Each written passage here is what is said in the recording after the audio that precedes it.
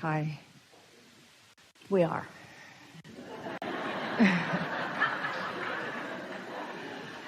I've been listening to you for many years, but because of the place that I was in, I wasn't able to get it like I'm able to get it now.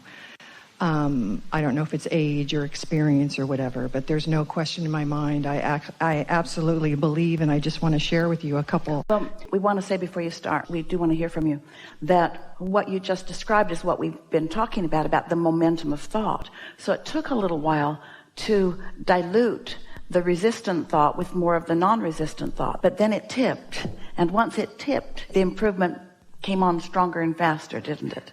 Yes, and I want to say something because I don't want to discourage people from talk therapy, but it tipped when I stopped doing talk therapy and talking about the same problems like over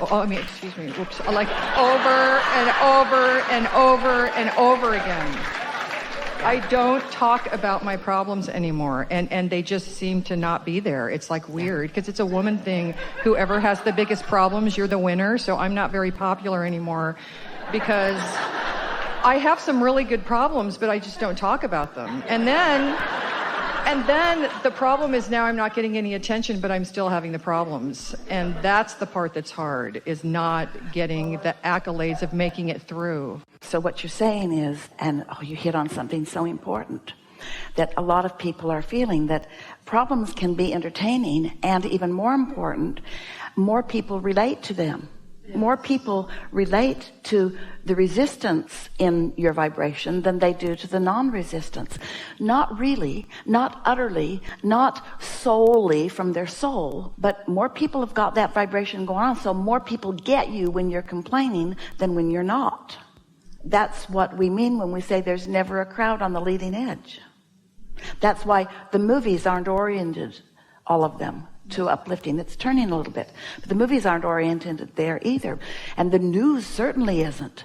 The news wants to appeal to your darkest fears and to keep those fears active so you'll keep coming back and feed them. It's like, it's almost like something that's just, and I experienced it. It was a hunger, and that's where addictions come from, just feeding it. But we want you to be addicted to your inner being. And so when you think about it, when you have lived all of that, and you know all of that, and you've assessed all of that, and it's sitting where it's sitting, and then you just begin applying this powerful new thought that we're presenting here today, that says, I'm looking for the pleasure of a non-resisted thought.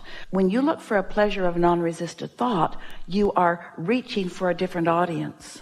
In the beginning, it might be just the audience of you and your inner being.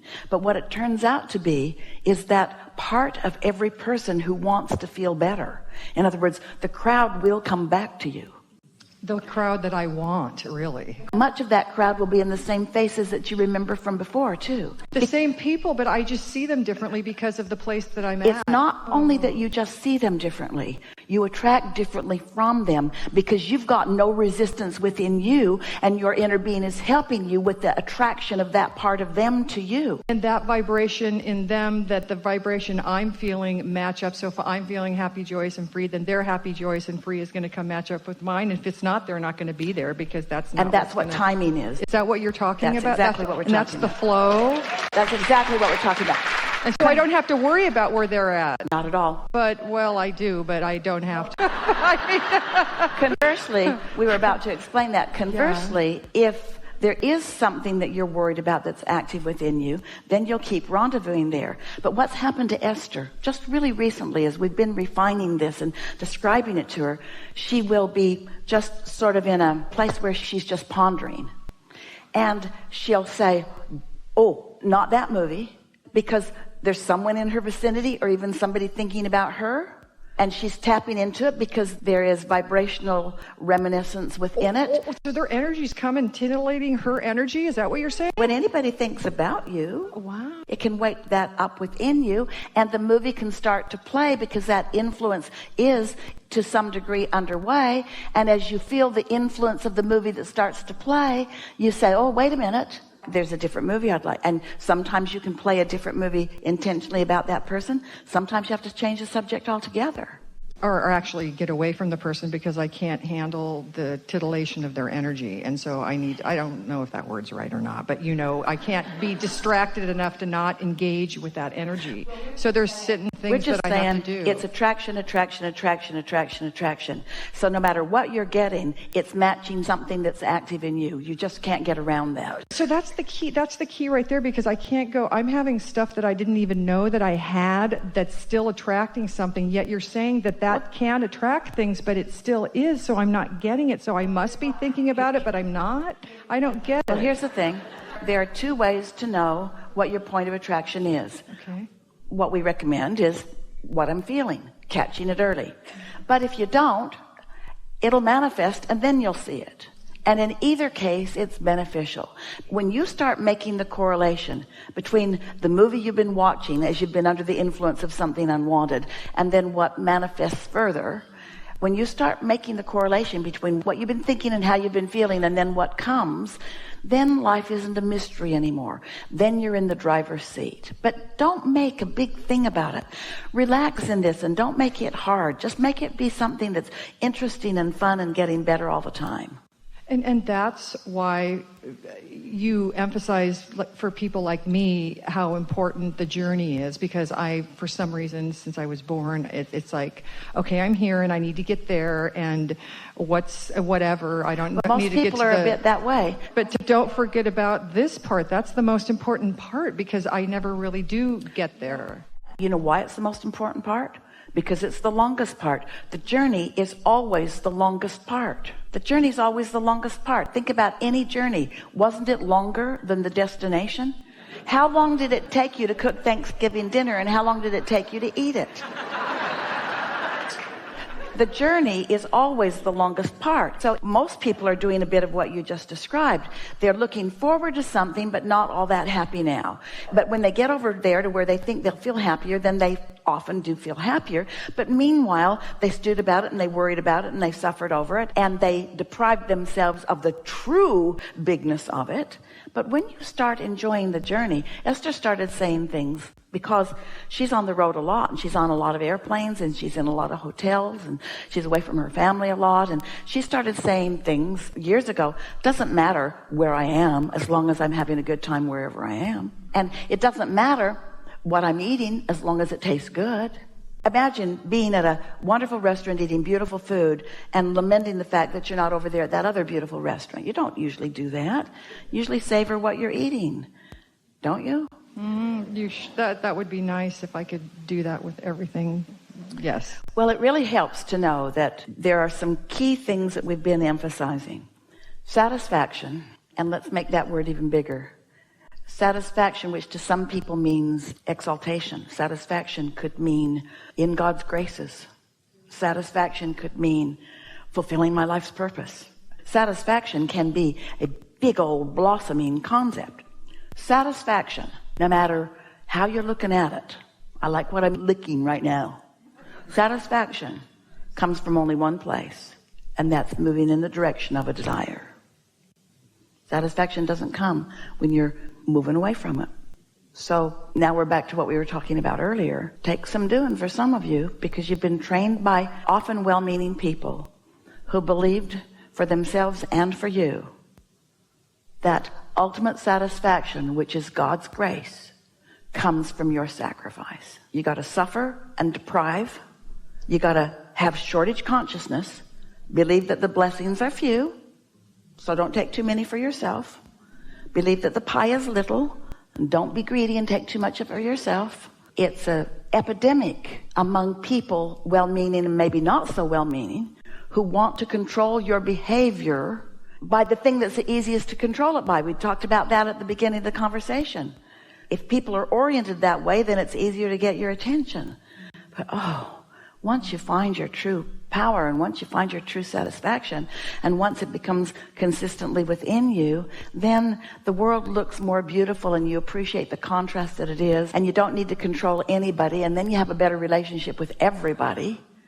When people around you understand that you don't need anything from them that is different than what they're offering, that you are picking and choosing from them by your attention to what feels good to you, You're not choosing a piece of them. You're just not choosing some pieces of them. So they don't ever feel any rejection, because you're not saying, I don't choose this about you. You just don't choose it. So you don't get it. Yeah, wow.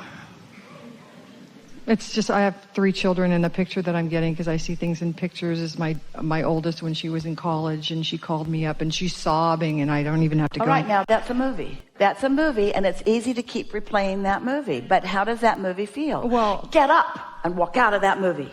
Well, yeah, right. But what I'm saying is, so we know what you're saying. Stop it. The example before was that I sent her cards, spent that whole 2 weeks being out of my life, worrying about her. I called her up, and I'm like, well, what's going on? She didn't even remember the event that I had been losing my life over for 2 weeks. That's an example. It's so good.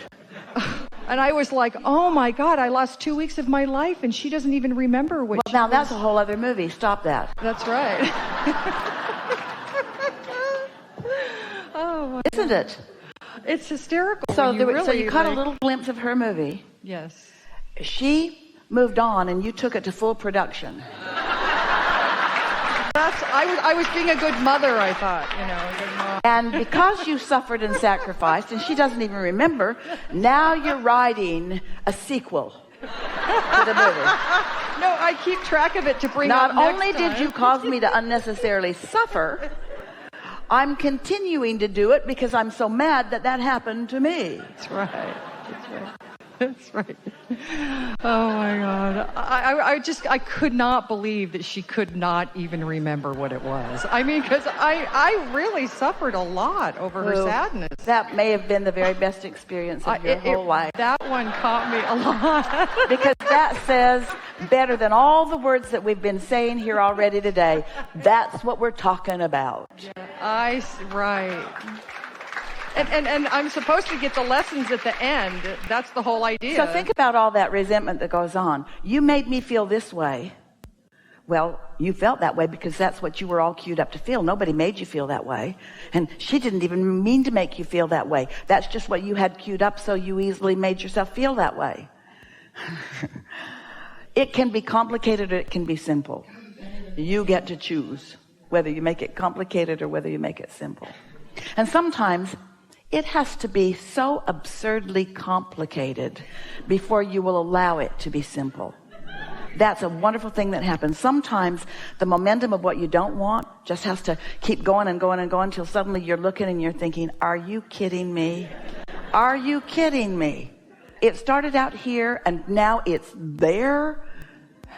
And then something about the absurdity of what you've allowed the momentum to come to causes you to launch an enormous rocket of desire, and then you sleep and you're in a more powerful place. Yeah. Really good. Enough? Really good.